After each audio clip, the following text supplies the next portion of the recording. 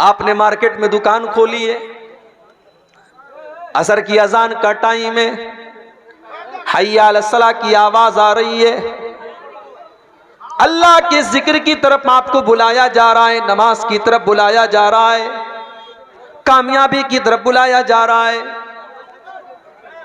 एक तरफ अल्लाह का जिक्र और नमाज है और दूसरी तरफ आपकी दुकान है, आपका कस्टमर है, आपका प्रॉफिट है, आपका बिजनेस है। अब इम्तिहान है आपके सामने, 10 मिनट के लिए दुकान या तो बंद कीजिए या फिर आप नमाज को कुर्बान कीजिए।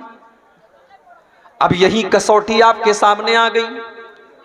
अब कुरान की इस आयत को आप अपने सामने रखिए, या अय्युहल्लज़ीना आमनू ला तुल्हिकुम अमवालुकुम, ऐ ईमान वालो तुम्हारा माल बहुत जरूरी है, तुम्हारे लिए बहुत इंपॉर्टेंट है तुम्हारे लिए, मगर अल्लाह के जिक्र से बढ़कर के इंपॉर्टेंट नहीं है। अगर अल्लाह ताला अपनी नमाज की तरफ तुमको बुला रहा है, अगर हय्या अलस सलाह की आवाज तुमको दी जा रही है, तो तुम्हारी दुकान बंद हो जानी चाहिए, तुम्हारा कारोबार बंद हो जाना चाहिए। यह है ईमान की निशानी। आप घर में हैं, बच्चों के साथ हैं, नमाज का टाइम आया, बच्चों को खिला रहे हैं, आप बच्चों से लाडो प्यार कर रहे हैं। नमाज का टाइम आया, अपने बीवी बच्चों को छोड़ करके, अपने परिवार को छोड़ करके आपको मस्जिद में जाना है, अल्लाह के जिक्र की तरफ जाना है। औलाद की मोहब्बत कहीं आपको अल्लाह के जिक्र से गाफिल न कर दे। नबी अकरम सल्लल्लाहु ताला अलैहि वसल्लम जुमा का खुतबा दे रहे हैं, अबू दाऊद की सही रिवायत है। आप जुमा का खुतबा दे रहे हैं और आपके दोनों नवासे हजरत हसन और हुसैन रजी अल्लाह ताला अन्हुमा मस्जिद के अंदर खेलते हुए चले आ रहे हैं। 4-5 साल के मासूम बच्चे हैं, लाल रंग का कपड़ा पहने हुए हैं, नबी के नवासे हैं, नबी के बेटे की तरह हैं, नबी अपने बच्चों की तरह इनसे प्यार करते थे। दोनों मस्जिद में नजर आए। इमाम कायनात ने मिंबर से देखा, मेरे नवासे गिरते पड़ते फिसलते कूदते मस्जिद के अंदर दाखिल हो रहे हैं। हो लोगो, मेरे नबी को अल्लाह ने कोई औलादे नरीना से नहीं नवाजा। बेटे आपको पैदा हुए, सब बचपन में इंतकाल कर गए। यह भी एक बहुत बड़ा इम्तिहान था अल्लाह के नबी के लिए, और शायद हिकमत भी अल्लाह ताला की तरफ से यह थी कि अल्लाह ने अपने नबी के किसी बेटे को जवान होने नहीं दिया। कासिम पैदा हुए, बचपन में इंतकाल कर गए। अब्दुल्ला पैदा हुए, बचपन में इंतकाल कर गए। इब्राहिम पैदा हुए, बचपन में इंतकाल कर गए। कोई बेटा आपका जवान न हुआ। और अल्लाह ने कुरान में इसकी वजाहत भी कर दी, मा काना मुहम्मदुन अबा अहदिम मिर रिजालिकुम, मुहम्मद किसी मर्द के बाप नहीं है, उनकी औलाद में कोई मर्द नहीं है, उनकी औलाद में कोई ऐसा लड़का नहीं जो जवान हुआ हो, जो मर्द हुआ हो। दुनिया वालों को यह मैसेज भी दिया गया, ओ लोगों, ये मेरा आखिरी नबी है, ये सबसे महबूब मेरा बंदा है, मगर हमारे फैसले के आगे मेरे नबी भी मजबूर है, मेरे नबी को भी मेरे फैसले के आगे कोई इख्तियार नहीं है। मैं ना चाहूं तो मेरे नबी को कोई बेटा नहीं है। मैंने चाहा तो 4-4 बेटियां मैंने दे दी, और मैंने नहीं चाहा तो कोई एक बेटा भी मेरे नबी का जवान न हुआ। मक्के वालों ने ताना भी दे दिया, ऐ मोहम्मद, आपके बाद तो आपकी कोई नस्ल नहीं चलेगी। भाई दुनिया में इसी को तो बड़ी अहमियत दी जाती है। अगर किसी को लड़का ना हो, किसी को सिर्फ बेटियां हो, तो लोग ताना देते हैं कि इसकी तो नस्ल नहीं चलेगी, इसका तो वंश नहीं चलेगा। ये ताना कोई नया नहीं है, ये ताना तो 1400 साल पुराना है। ये ताना तो अल्लाह के नबी को भी दिया गया, ऐ मोहम्मद, आपकी तो नस्ल न चलेगी, आपके तो कोई औलाद नरीना आपको नहीं, आपको तो कोई बेटा ही नहीं है, आपको कौन याद करेगा। हो लोगो, हमारी माँ को कोई गाली देता है तो हम जवाब देते हैं, हमारे बाप को कोई बुरा भला कहता है तो हम जवाब देते हैं। अल्लाह को अपने नबी से कितना प्यार है, अल्लाह को अपने नबी से कितनी मोहब्बत है। जब नबी को बुरा भला कहा गया, जब नबी को ताना दिया गया, अल्लाह ने कुरान की आयतें नाजिल फरमा दी, अल्लाह ने अपने नबी का जवाब दिया, इन्ना आतैनाकल कौसर फसल्लि लिरब्बिका वन्हर इन्ना शानिअका हुवल अबतर।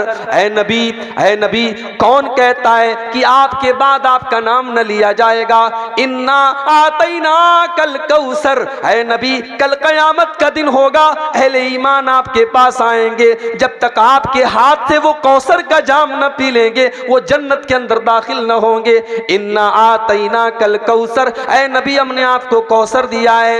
ऐ नबी, आपको जो ये कहता है कि आपके बाद आपका नाम लेने वाला कोई न होगा, ऐ नबी जाओ उनको सुना दो, जब तक दुनिया में अजान की आवाज जारी रहेगी, जब तक अशहदु अल्ला इलाहा इल्लल्लाह की आवाज बुलंद होती रहेगी, तब तक इस दुनिया के अंदर, आसमान के अंदर, जमीन के अंदर अशहदु अन्ना मुहम्मदर रसूलुल्लाह की आवाज भी बुलंद होती रहेगी। इन्ना आतैनाकल कौसर, ऐ नबी हमने आपको बहुत भलाइयों से नवाजा है, हमने आपको कौसर से नवाजा है। फसल्लि लिरब्बिका वन्हर, आप अपने रब के लिए नमाज पढ़िए, कुर्बानी कीजिए। इन्ना शानिअका हुवल अबतर, ऐ नबी जो लोग आपके दुश्मन हैं, कल उनका कोई नाम लेने वाला न होगा, कल अबू जहल का कोई नाम लेने वाला न होगा, कल अबू लहब को कोई याद करने वाला न होगा, लेकिन ऐ नबी आपके ऊपर जान छिड़कने वाले, आपके लिए जान देने वाले, आपके लिए जान लुटाने वाले और आपका कलमा पढ़ने वाले करोड़ों की तादाद में होंगे। इन्ना शानिअका हुवल अबतर, आपका दुश्मन ही नस्ल कटा हुआ है, आपके दुश्मन की दुम कटी हुई है। बेटा नहीं अल्लाह के नबी को, लेकिन हां अल्लाह के नबी हमारे लिए बाप की तरह है। अल्लाह के नबी ने सही हदीस में फरमाया कि मैं अपनी उम्मत के लिए बाप की तरह, रूहानी औलाद अल्लाह के नबी की आपकी उम्मत है जो करोड़ों की तादाद, बेटा लेकिन कोई नहीं। अब नवासे जो नबी के हैं वो नबी के बेटों से कम नहीं है। नबी अकरम खुतबा दे रहे हैं, नवासे नजर आए, आप मिंबर से उतरे, अपने दोनों नवासों को गोद में लिया और आपने फरमाया, ओ लोगो, मेरा अल्लाह कुरान में कहता है इन्नमा अमवालुकुम व औलादुकुम फितना, ऐ ईमान वालो तुम्हारा माल तुम्हारे लिए फितना है, तुम्हारी औलाद तुम्हारे लिए फितना है। मैं अपने इन दोनों नवासों को देख करके बर्दाश्त न कर पाया, जब तक मैंने अपना खुतबा न रोक लिया, मैं मिंबर से उतर न गया, जब तक इनको अपनी गोद में न ले लिया, इनको चूम न लिया, इनको प्यार न कर लिया, मुझे चैन न मिला। तो माल और औलाद, ये दो चीजें इंसान की जिंदगी में बड़ी इंपॉर्टेंट होती है। इंसान हराम का रास्ता क्यों अपनाता है?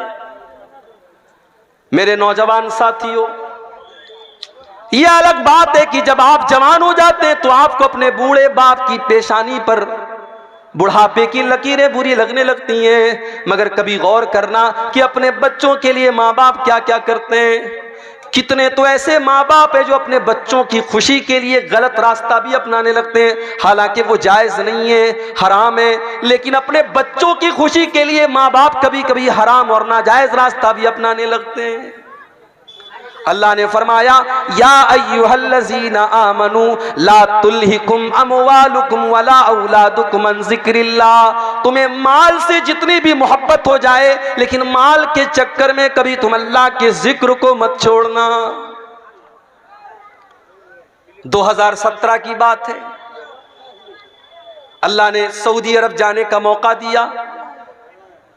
मदीना के अंदर में असर की नमाज का टाइम था, अजान के 10 मिनट पहले मस्जिद नबवी से वॉकिंग डिस्टेंस पर एक नकाब की दुकान पर गया। नकाब खरीदा, मैंने सेलेक्ट कर लिया, पसंद कर लिया, रेट भी तय हो गया। मैं पैसा देने वाला हूं, नकाब देने वाला है।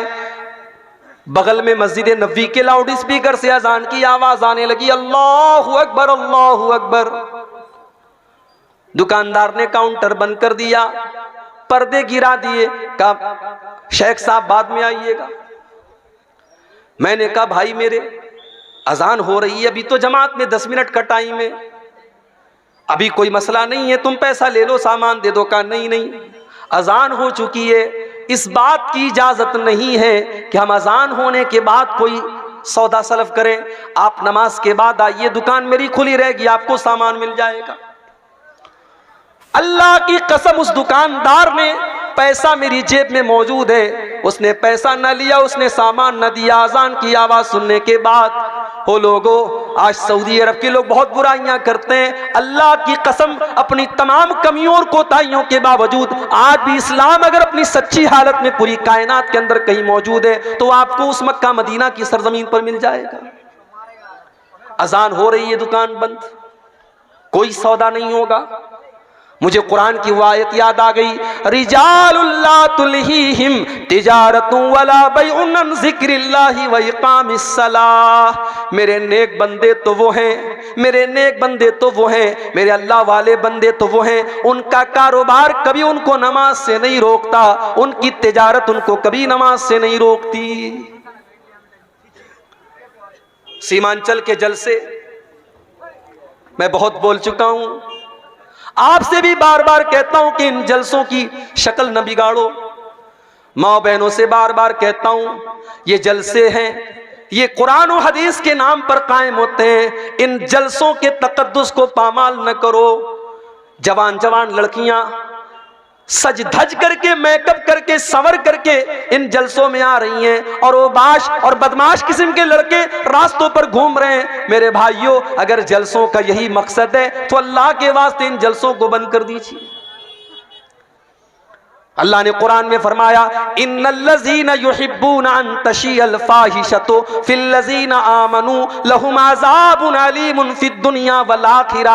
जो लोग ईमान वालों के दरमियान बेहयाई को फैलाते हैं, वल्गैरिटी को फैलाते हैं, नंगेपन को फैलाते हैं, उनको आखिरत में जो अजाब होगा होगा, उनको दुनिया में भी दर्दनाक अजाब होगा। आपने नंगेपन को फैलाया, आपने उरियानियत को फैलाया, इससे तो अच्छा था बॉलीवुड की हीरोइनों के इंटरव्यू ले लेते, इससे तो अच्छा था बॉलीवुड के गानों को रिकॉर्ड करके अपने चैनल पे डाल लेते, कम से कम तकरीरें तो बदनाम ना होती, कम से कम जलसे तो बदनाम ना होते। क्या हो रहा है मेरे भाई, जलसों के नाम पर क्या क्या हो रहा है हमारे यहां, क्या क्या खुराफात हो रही है। इतने जलसे हो रहे हैं मगर हमारा नौजवान नमाज से आज भी दूर है। अल्लाह ने फरमाया, ला तुल्हिकुम अमवालुकुम वला औलादुकुम अन ज़िक्रिल्लाह। माल के चक्कर में तुम अल्लाह को भूल न जाना, औलाद के चक्कर में तुम अल्लाह को भूल न जाना।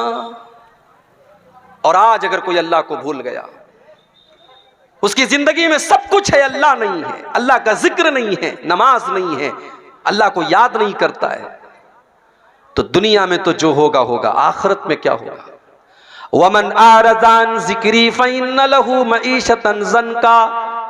जो हमें याद नहीं करेगा, जिसकी जिंदगी में सब कुछ होगा लेकिन अल्लाह नहीं होगा, उसकी जिंदगी को हम बेचैनी वाली जिंदगी बना देंगे।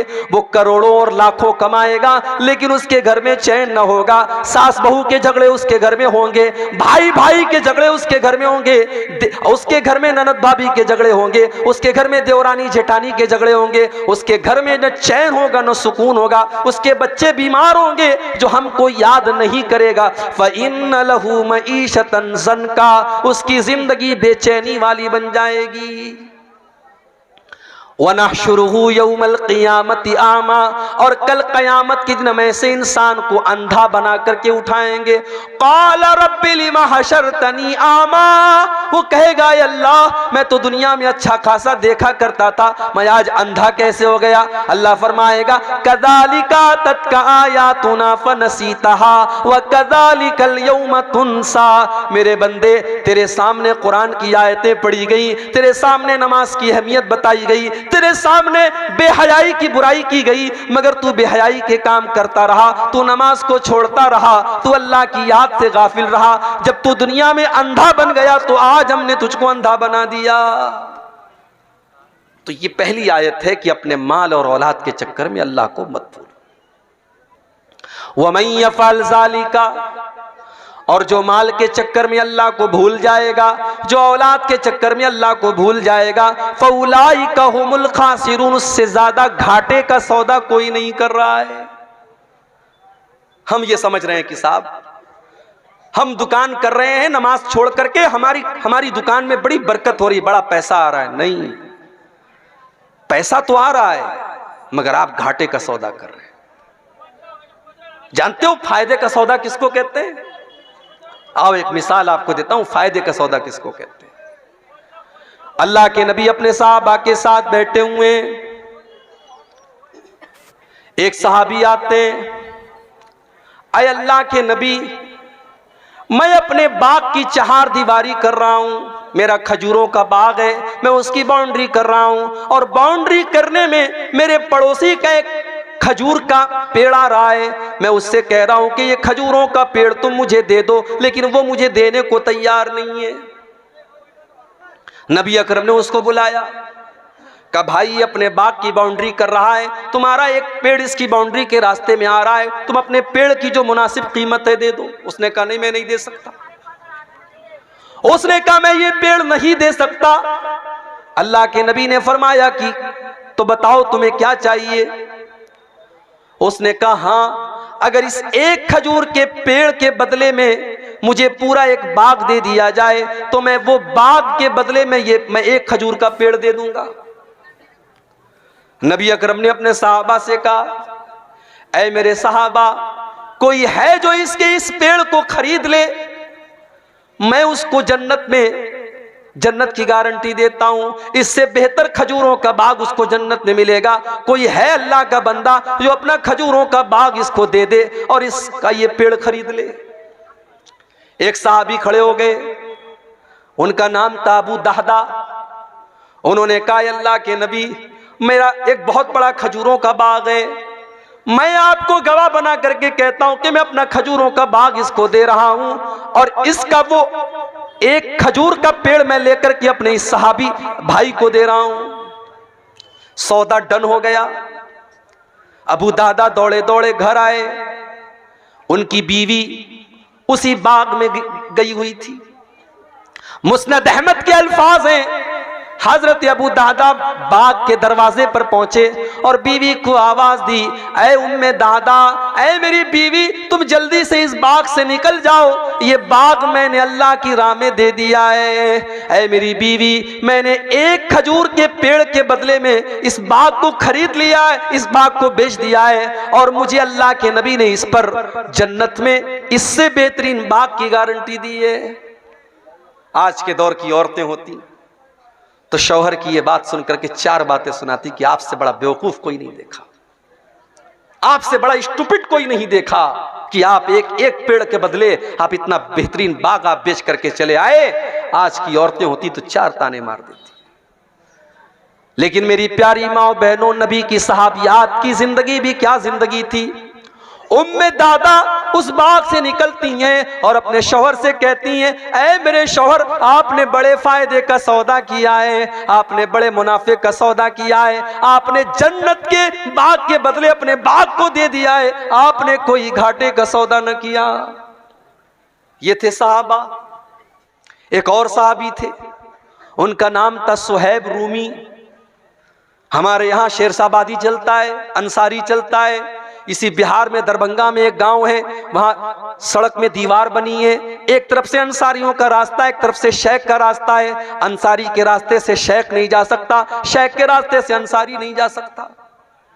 हम तो बिरादरियों में बटे हुए हैं, ठीक है, बिरादरी है तो है, लेकिन बिरादरी कोई फख्र की चीज नहीं है। शेरशाबादी ये सोचे मैं शेख और अंसारी और खान से अच्छा हूं, खान ये सोचे मैं अंसारी से बेहतर हूं, अंसारी ये सोचे मैं फला से बेहतर हूं, ये इस्लाम की तालीम नहीं है। इन्ना अक्रमकुम इंदल्लाहि अत्काकुम, बिरादरी की बुनियाद पर किसी को कोई इज्जत हासिल नहीं है। नबी के सहाबा में आप देखें वैरायटी है सहाबा। सलमान फारसी ईरान के रहने वाले, सुहैब रूमी रूम के रहने वाले, इसी तरीके से हजरत बिलाल हबशा के रहने वाले, कोई गोरा है, कोई काला है, कोई ईरान का है, कोई हबशा का है, लेकिन नबी के सारे सहाबा दर्जे में और मकाम में सहाबी होने के एतबार से बराबर हैं, सहाबी होने के एतबार से बराबर हैं। हजरत बिलाल तो गुलाम थे, उनको हजरत अबू बकर ने खरीद करके आजाद किया था, और हजरत उमर कहा करते थे आका सैयदोना सैयदना, बिलाल भी हमारा आका और अबू बकर भी हमारा आका, हमारे आका ने हमारे आका को खरीद करके आजाद किया। बंदो मोहताजो गनी एक हुए, तेरे दरबार में पहुंचे तो सभी एक हुए। अगर अल्लाह ने आपको तौफीक दी होगी, आपने हज किया होगा, आपने उम्रा किया होगा, आपने देखा होगा कि अल्लाह के घर का तवाफ करने में गोरे और काले का कोई फर्क नहीं, अंसारी और शेरजाबादी का कोई फर्क नहीं, अमीर और गरीब का कोई फर्क नहीं, सारे के सारे लोग एक ही आवाज दे रहे हैं, लब्बैक अल्लाहुम्मा लब्बैक की सदाएं दे रहे हैं। एक ही आवाज है, एक ही ड्रेस कोड है, एक ही घर का तवाफ कर रहे हैं, और एक ही मकसद है कि अल्लाह राजी हो जाए। सुहैब रूमी रजी अल्लाह ताला अन्हु रूम के रहने वाले थे, गुलाम बन करके मक्का में आए, किसी ने आजाद कर दिया, बिजनेस करने लगे। अल्लाह ने तिजारत में बरकत रखी है, तिजारत में बरकत है। उलमा कहते हैं कि सबसे बेहतरीन पेशा खेती करना है, और खेती करने के बाद सबसे बेहतरीन पेशा तिजारत है। तिजारत में अल्लाह ने बहुत बरकत रखी है। हजरत सुहैब रूमी रजी अल्लाह ताला उन्होंने तिजारत की, बिजनेस किया, और अल्लाह ने बरकत दी उनको, बहुत पैसा कमाया उन्होंने। नबी अकरम के ऊपर ईमान लाए, सहाबी हो गए। फिर एक ऐसा मौका आया कि अल्लाह के प्यारे नबी मदीना चले गए। सुहैब रूमी अभी मक्का में ठहरे हुए हैं, उनको अपना कारोबार भी देखना है, अपने घर वालों को भी देखना है। अब क्या हुआ?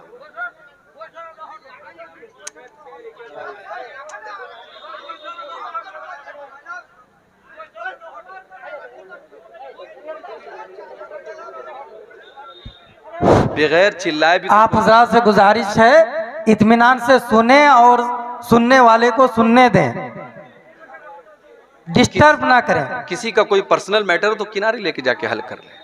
आप लोग इत्मीनान रखें, जैसे सुनना हो सुने, इत्मीनान रखें। सुहैब रूमी रजी अल्लाह ताला अन्हु अपने सारे बिजनेस का सेटअप करते हैं, सारे माल को इकट्ठा करते हैं और तैयारी करते हैं मदीना जाने की।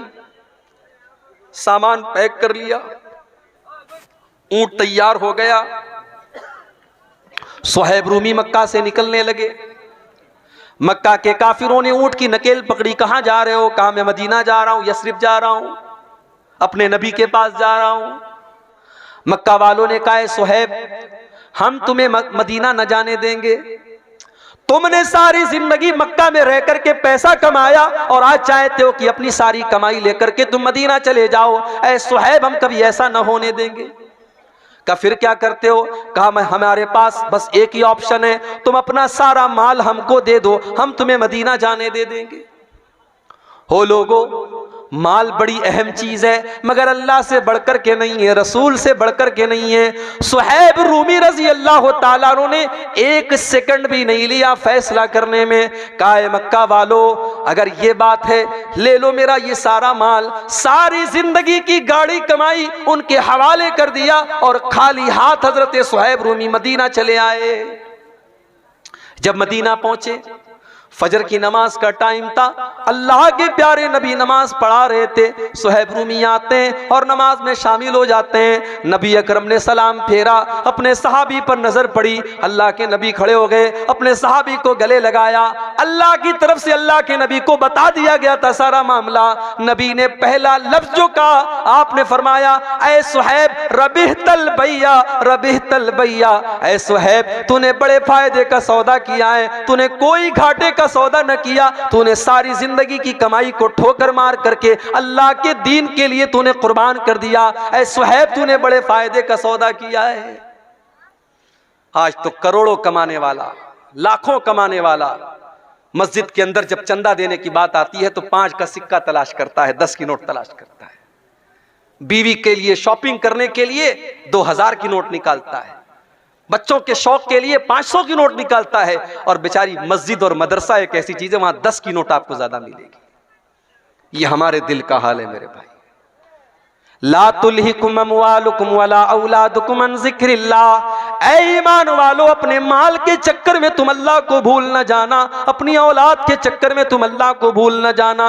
अगर ऐसा करोगे फउलाइका हुमुल खासिरून, तो तुमसे ज्यादा घाटे में कोई न होगा।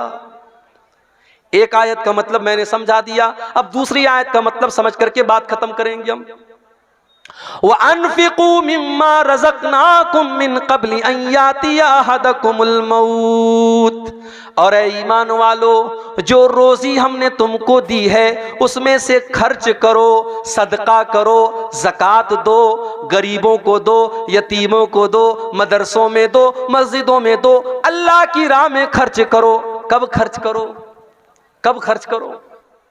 बाप मर गया, बाप के मरने के बाद बेटा मस्जिद में चंदा दे रहा है, मैं इसको नाजायज नहीं कहता मेरे भाई, जायज है, मगर बेहतर ये होता कि बाप अपनी जिंदगी में खुद सदका दे करके जाए। माँ का इंतकाल हो गया, माँ जिंदा थी तो माँ के ऊपर आप 10 रुपया खर्च करने के लिए तैयार नहीं थे। माँ का इंतकाल हो गया, आप उसकी तरफ से लाखों अल्लाह के घर में दे रहे हैं, ये कोई अच्छी अलामत नहीं है। बेहतर ये होता कि माँ की जिंदगी में आप माँ की कदर करते। वअन्फिकू मिम्मा रज़क़नाकुम, ऐ ईमान वालो, जो रोजी हमने तुमको दी है तुम उसमें से खर्च करो। मिन क़ब्लि अन यातिया अहदकुमुल मौत, मौत के आने से पहले। अब ये मौत कब आएगी कोई नहीं जानता, कोई नहीं जानता कि मौत कब आएगी। मेरे नौजवान साथियों, आज आप रात रात भर मोबाइल के ऊपर गंदे काम कर रहे हैं, क्या सोच करके कर रहे हैं? अभी तो जवानी के दिन है, अभी तो जिस्म के अंदर ताकत है, जब बुढ़ापा आएगा तो हम भी नमाजी बन जाएंगे, हम भी दाढ़ी रख लेंगे, हमारे माथे पर भी सजदे का निशान आ जाएगा। मेरे नौजवान साथियों, क्या आप इस बात की गारंटी दे सकते हैं कि आप बुढ़ापे तक जिंदा ही रहेंगे?